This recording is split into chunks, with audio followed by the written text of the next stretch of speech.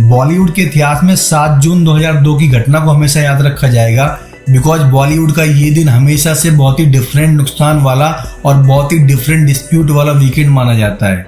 यहाँ तक कि सारी फिल्में डूब गई और बॉलीवुड के बड़े बड़े प्रोड्यूसर लड़ाई झगड़े ईगो के मामले में अपने आप को बहुत ही फेलियर साबित करने में कामयाब हुए।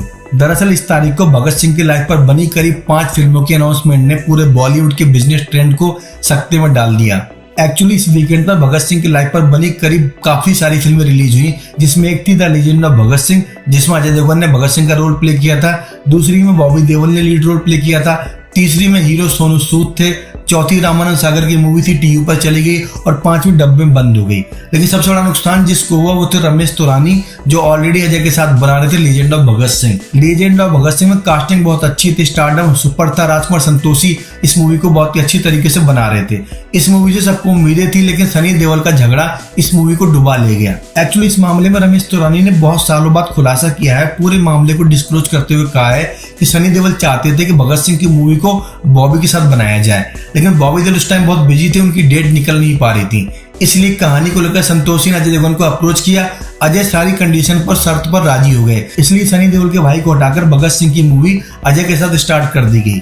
करीब 135 से 40 दिन के बीच में मूवी को बनाकर रिलीज करने की पूरी तैयारी भी हो चुकी थी, लेकिन रमेश तुरानी कहते हैं कि सनी देओल का मामला डिफरेंट था। सनी देओल अपने भाई बॉबी देओल को लेकर बहुत इमोशनल थे और वो बोलते थे किसी भी हाल में भगत सिंह की मूवी में बॉबी के साथ बनाऊंगा। हालांकि रमेश तुरानी ने रिक्वेस्ट की सनी देओल से कि आप प्लीज बॉबी के साथ ये मूवी मत बनाइए, अजय के साथ बनने दीजिए, हम बॉबी के साथ पृथ्वीराज चौहान बना लेंगे। तब संतोषी पृथ्वीराज भी बनाने वाले थे, लेकिन सनी देओल अपनी बात पर टिके रहे। बाद में गुड्डू धनोवा को कास्ट करके बॉबी देओल के साथ भी बना दी गई इसी सब्जेक्ट पर एक और मूवी। बहरहाल सारी फिल्में एक साथ आई तो पब्लिक हमेशा की तरह कंफ्यूज हो गई। जिसने बॉबी की मूवी देखी वो अजय की मूवी देखने नहीं गया, जिसने अजय की देखी वो बॉबी की मूवी देखने नहीं गया, और सोनू सूद की मूवी तो पंजाब से बाहर चल नहीं पाई।